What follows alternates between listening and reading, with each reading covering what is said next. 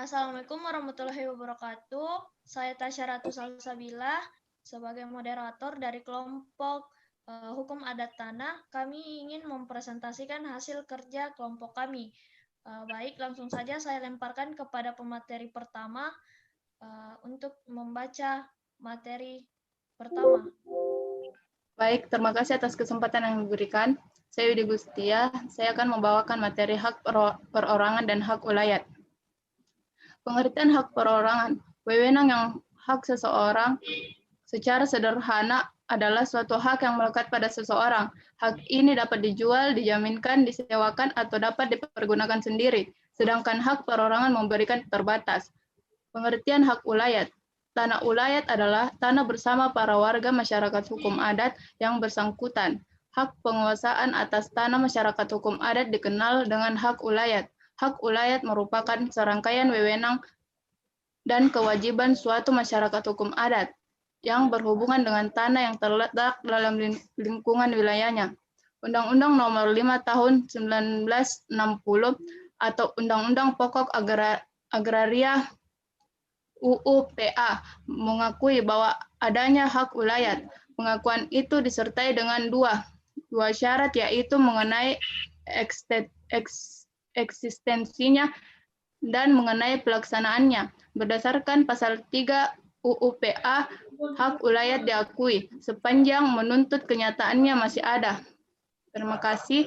Itu saja materi yang bisa saya bawakan. Selanjutnya dibawakan oleh pemateri kedua. Bismillahirrahmanirrahim. Assalamualaikum warahmatullahi wabarakatuh. Terima kasih atas kesempatan yang diberikan. Perkenalkan, nama saya Andi Nurul Fatima. Saya akan membaca materi kedua dan ketiga. Materi kedua itu yaitu tanah ulayat dapat dijadikan sebagai hak milik perorangan. Status tanah ulayat dapat dijadikan sebagai hak milik perorangan apabila status tanah ulayat tersebut sudah menjadi tanah negara. Tanah bekas ulayat merupakan tanah yang tidak dihaki lagi oleh masyarakat hukum adat. Untuk itu, berdasarkan UU-PA, tanah tersebut secara otomatis dikuasai langsung oleh negara. Dalam praktik administrasi digunakan sebutan tanah negara. Tanah negara itulah yang dapat dialihkan menjadi hak milik perseorangan. Tanah ulayat dapat diubah statusnya menjadi hak milik perseorangan apabila tanah tersebut sudah menjadi tanah negara seperti yang telah dijelaskan sebelumnya. Tata cara peralihan hak atas tanah negara menjadi hak milik diatur dalam Peraturan Menteri Negara Agraria atau Kepala Badan Pemerintahan Nasional Nomor 9 Tahun 1999 atau Permenak KBPN Nomor 9 Tahun 1999. Menurut Pasal 9 Ayat 1 Jo, Pasal 11 Permenak KBPN Nomor 9 Tahun 1999, permohonan hak milik atas tanah negara diajukan secara tertulis kepada Menteri melalui Kepala Kantor Pertahanan yang daerah kerjanya meliputi letak tanah yang bersangkutan. Permohonan tersebut memuat Pasal 9 Ayat 2 Permenak KBPN Nomor 9 Tahun 1999. Materi ketiga yaitu objek hak ulayat dan hak perorangan. Objek hak ulayat, objek dari hak ulayat meliputi segala sumber daya agraria atau bumi, air, dan kekayaan alam yang terkandung di dalamnya. Objek hak perorangan yaitu berupa benda. Selanjutnya saya serahkan kepada pemateri keempat. Baiklah, saya akan lanjutkan materi dari teman saya. Perkenalkan, nama saya Ulia Samsu. Saya akan membaca materi pengaruh hukum positif terhadap hukum adat tanah. Pemerintah dalam berbagai kebijakan berupaya untuk mengatur pemanfaatan, peruntukan, dan penggunaan tanah demi kemaslahatan umat manusia di Indonesia, sebagaimana dalam Pasal 33 Ayat 3 Undang-Undang tahun 1945 dan Pasal 2 Ayat 3 UU-PA. Yang kedua, dalam hal kepemilikan tanah, konsepsi hukum tanah nasional menyatakan tanah di seluruh Indonesia adalah milik bangsa Indonesia. yang sekaligus menjadi simbol kesatuan bagi keutuhan bangsa dan negara, sehingga dikenal konsepsi kepemilikan terdapat unsur komunalistik religius. Yang ketiga, dalam hukum tanah nasional ada bermacam-macam hak penguasaan tanah atas tanah, yaitu 1. Hak bangsa, 2. Indonesia, 3. Menguasai diri negara, yang keempat hak wilayah, yang kelima hak perorangan atau individu. Saya akan menyerahkan materi selanjutnya kepada teman saya.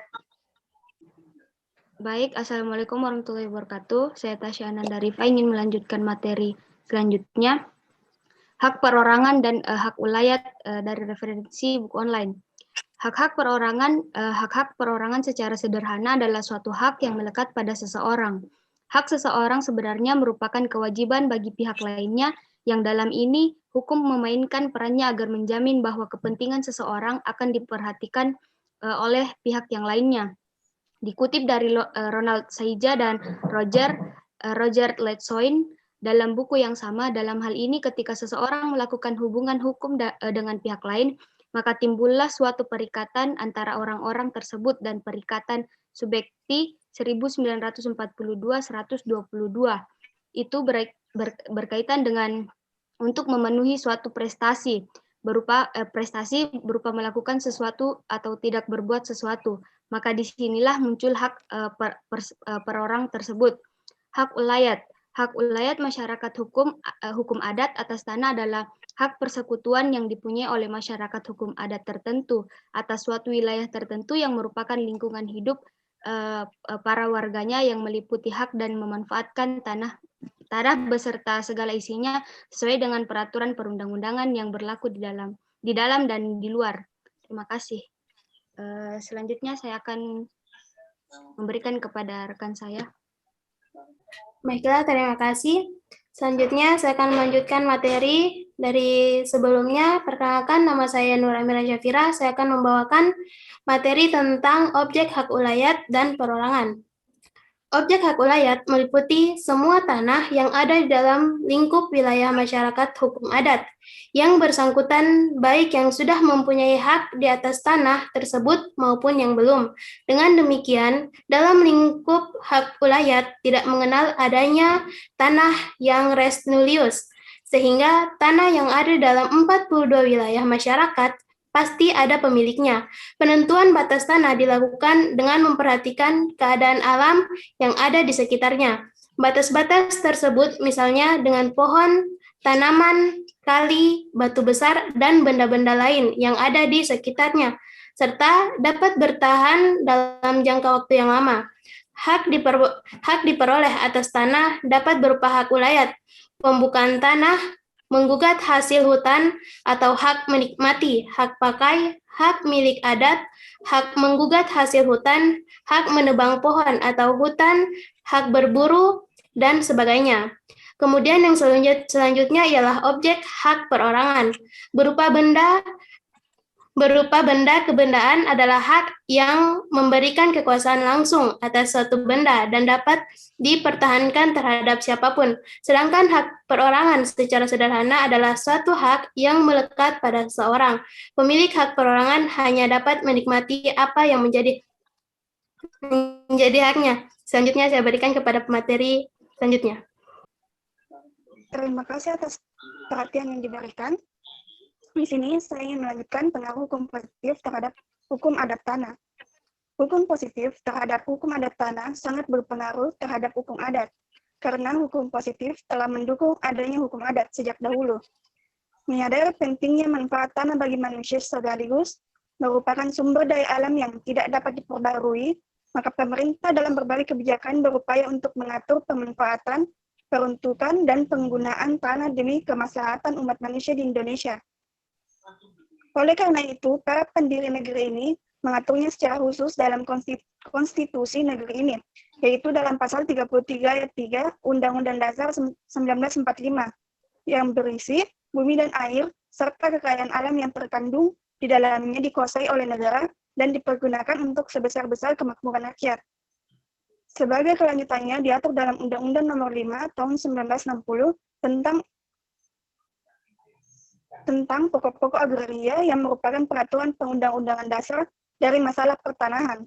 Sedangkan secara spesifik kebijakan penggunaan tanah di Indonesia dituangkan dalam pasal 2 ayat 3 dari undang-undang tersebut bahwa tanah harus dipergunakan untuk sebesar-besarnya kemakmuran rakyat dengan berencana sesuai dengan pasal 14 dan adanya kewajiban untuk memelihara dan menambah kesuburan tanah yang dipergunakan tersebut. Terima kasih, saya alihkan lagi kepada moderator.